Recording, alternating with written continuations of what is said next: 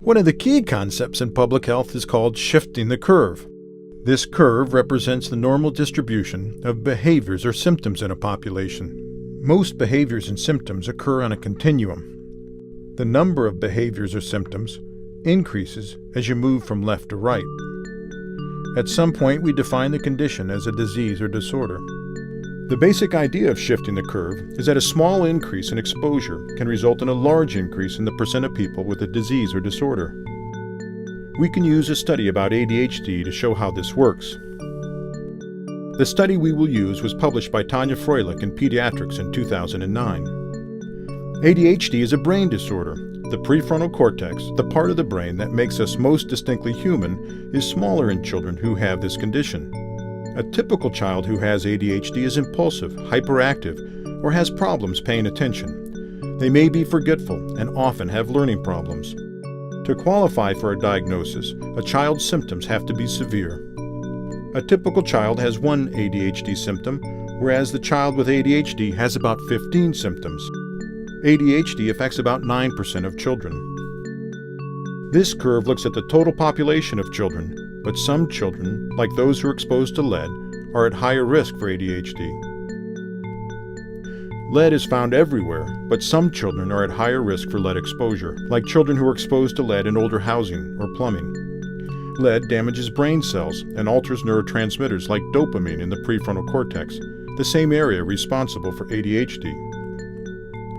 A child who has lower lead exposure typically exhibits one ADHD symptom.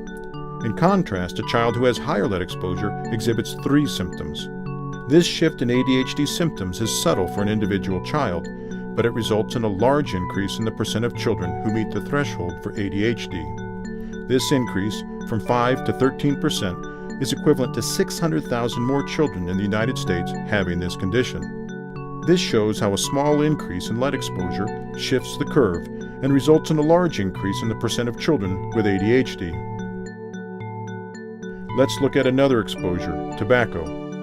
Tobacco smoke is comprised of over 7,000 chemicals, including carcinogens and toxins that affect the brain. If a child is exposed to these toxins during pregnancy, they are at higher risk to develop ADHD. About 19% of pregnant women in the United States smoked tobacco during pregnancy when this study was done. The typical unexposed child from this subgroup has 2 ADHD symptoms. In contrast, the tobacco-exposed child has 4 symptoms.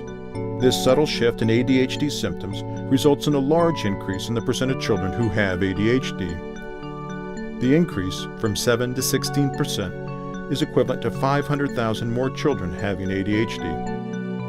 Sometimes risk factors act independently.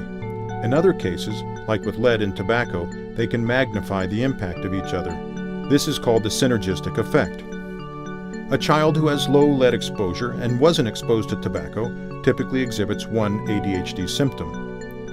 In contrast, a child who has higher lead exposure and was exposed to tobacco exhibits 6 symptoms. 4% of children who have neither exposure have ADHD, whereas 24% of children with both exposures have ADHD.